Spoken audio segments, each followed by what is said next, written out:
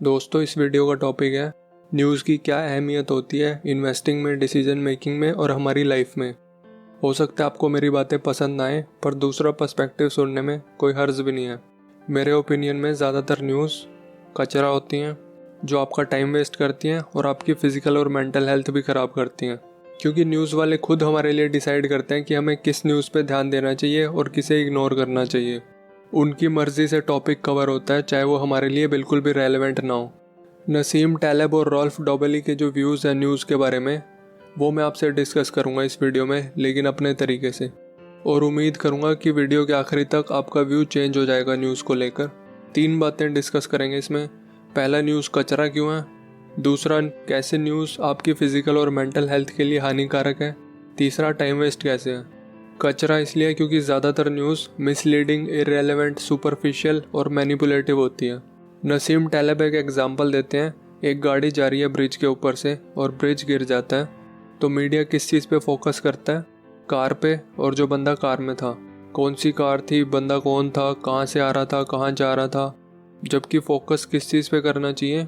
Bridge की stability पे, underlying risk पे फोकस करना चाहिए, क्योंकि कार की जगह ट्रक भी हो सकता था और बंदा आप, मैं या कोई भी हो सकता था। अगर ब्रिज की स्टेबिलिटी पे फोकस होगा तो हम जान सकते हैं कि इतने पुराने या इसी जैसे डिज़ाइन या मटेरियल के बने हुए और ब्रिजेस हैं जिनको सेम खतरा हो सकता है। और फिर मीडिया कंपनीज आपको मिसलीड करती हैं ये बोल के कि न्यूज़ देखने से आपके पास कॉम्पिटिटिव एडवांटेज है। और बहुत लोगों को ये लगता भी है, उन्हें लगता है ज़्यादा इन्फॉर्मेशन होने से बेहतर डिसीजन ले सकते हैं। बट आपकी नॉलेज तो सुपरफिशियल ही है ना। 4 फैक्ट पता होने से दुनिया की समझ नहीं आ जाती। अगर ज़्यादा इन्फॉर्मेशन होने से ज़्यादा सक्सेसफुल होते तो न्यूज़ वाले ही सबसे ऊपर होते सक्सेस के पिरामिड पे। और आप खुद सोचो, पिछले 2-3 साल में जो आपने हज़ारों न्यूज़ पढ़ी हैं, उनमें से कितनी हैं जो पढ़ के आपने बेटर डिसीजन लिया हो? या तो 0 होंगी या मुश्किल से 1-2 होंगी। तो 1-2 ढंग की न्यूज़ के लिए इतना कचरा अपने दिमाग में डालना is not worth it. News manipulative कैसे है, इस पर बोलने की ज़रूरत नहीं है। इंडियन मीडिया बहुत अच्छे से करता है, और भी कंट्रीज़ के करते हैं, बट इंडियन मीडिया हम लाइव एग्जांपल देख सकते हैं। फैक्ट्स कम, प्रोपगेंडा ज़्यादा। और एक बहुत फेमस एग्जांपल भी है नर्स नायरा का। अर्ली 1990s में गल्फ वॉर के टाइम पे नर्स ने टेस्टिमोनी दी थी और मीडिया ने उसकी क्रेडिबिलिटी भी चेक नहीं की। सब चैनल्स ने स्टोरी को कवर किया बगैर फैक्ट्स चेक किए, फिर बाद में पता चला वो झूठ बोल रही थी। दूसरे पॉइंट पे चलते हैं, कैसे न्यूज़ फिजिकल और मेंटल हेल्थ ख़राब करती है। न्यूज़ देखने से कॉर्टिसोल लेवल बढ़ जाता है बॉडी में, जो कि स्ट्रेस हार्मोन है। सुशांत सिंह राजपूत की डेथ की खबर सुन के मुझे डिप्रेशन हो गया, जबकि मैंने उनकी एक भी मूवी नहीं देखी थी। इन जनरल मैं बॉलीवुड की कोई मूवीज़ नहीं देखता। स्ट्रेस ज़्यादा होने से आपका इम्यून सिस्टम सही से काम नहीं करता, ग्रोथ हार्मोन कम बनता है, डाइजेशन ख़राब हो जाती है, नर्वसनेस और एनजाइटी भी हो जाती है। ज़्यादातर न्यूज़ नेगेटिव होती हैं और उनमें से ज़्यादातर केसेस में हम कुछ नहीं कर सकते। हमें बुरा लगता है सुन के, लेकिन हम कर नहीं सकते कुछ, जिसकी वजह से लगता है दुनिया तो एक बहुत ही बेकार जगह है और निराशावादी हो जाते हैं हम। बेफिजूल में डिप्रेशन हो जाता है। अगर आप डिप्रेशन और मीडिया की ग्रोथ का ग्राफ एक टाइमलाइन पे ड्रॉ करें तो दोनों कंसाइड करते हैं। हो सकता है इत्तेफाक की बात हो, बट फिर भी सोचने वाली बात है। आपकी क्रिएटिविटी भी मर जाती है, क्योंकि न्यूज़ सुपरफिशियल होती हैं जिनसे आपकी डीप थिंकिंग ट्रिगर नहीं होती, बल्कि न्यूज़ डीप थिंकिंग से डिस्ट्रैक्ट करता है। और क्रिएटिविटी के लिए डीप थिंकिंग बहुत ज़रूरी है। दुनिया में कोई भी ऐसा क्रिएटिव बंदा नहीं होगा जो न्यूज़ फ्रीक हो। फिर बायस भी बढ़ जाते हैं, जैसे कि स्टोरी बायस। दिमाग को स्टोरीज पसंद आती हैं, चाहे वो असलियत भी ना हो। टीवी पे न्यूज़ ये नहीं बोलेंगे मार्केट 5% से गिरी, बल्कि ये बोलेंगे मार्केट 5% से गिरी क्योंकि एक्स हुआ। अभी एक्स कुछ भी हो सकता है, जैसे कि 2 प्रेसिडेंट्स ने हैंडशेक किया, उसकी वजह से मार्केट गिर गई। तो ये चीज़ रैशनल और अप्रोप्रिएट नहीं है और आपकी थिंकिंग कंटेमिनेट करता है। थिंकिंग के लिए कंसंट्रेशन चाहिए, कंसंट्रेशन के लिए टाइम चाहिए जिसमें कोई आपको इंटरप्ट ना करे। न्यूज़ खुद ही आपकी थिंकिंग इंटरप्ट करती है, थिंकिंग शैलो रह जाती है, और टाइम के साथ लंबे आर्टिकल्स या बुक पढ़ने और समझने की ताकत ख़त्म हो जाती है। अटेंशन स्पैन कम हो जाता है बार बार सुपरफिशियल न्यूज़ आर्टिकल्स पढ़ने से, जैसे सोशल मीडिया फीड से भी होता है। ब्रेन का स्ट्रक्चर धीरे धीरे चेंज हो जाता है। एक तरह से हम ब्रेन को कचरा पढ़ने के लिए ट्रेन कर रहे हैं, जो कि बहुत हानिकारक है। तीसरे पॉइंट पे चलते हैं। टाइम वेस्ट 3 तरह से होता है। पहला, कचरा न्यूज़ पढ़ने या देखने में। दूसरा, वापस उसी काम पे फोकस करने के लिए जो आप कचरा पढ़ने से पहले कर रहे थे। तीसरा, डिस्ट्रैक्शन घंटों तक रहती है, आपका दिमाग बार बार वापस जाता है।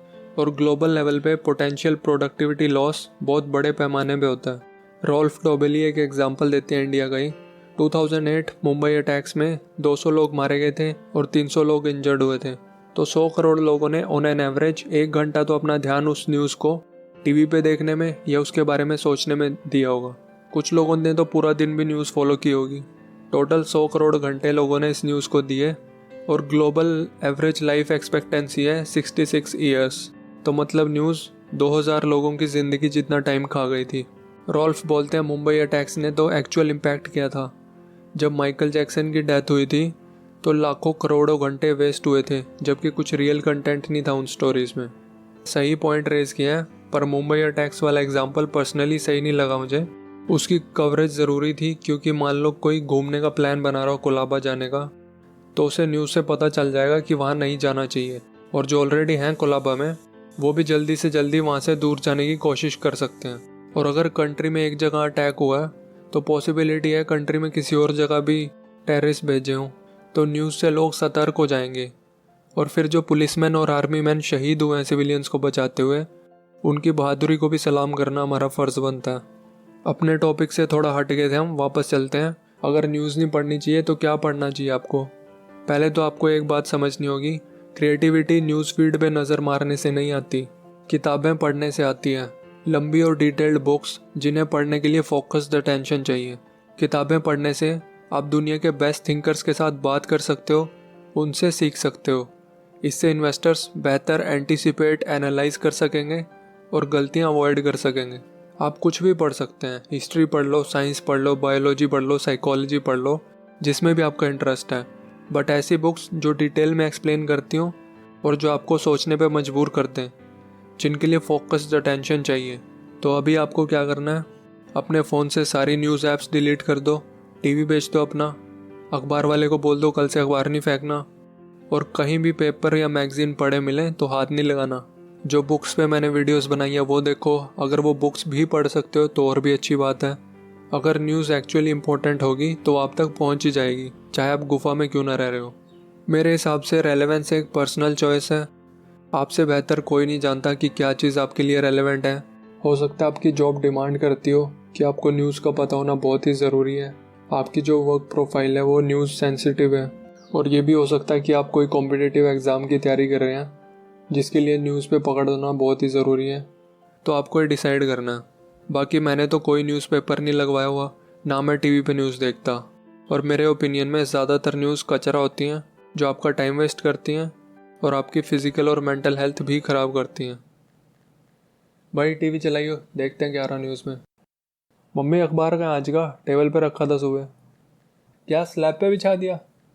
अरे मम्मी आपको कितनी बार बोला है, डेट तो देख लिया करो एक बार पहले।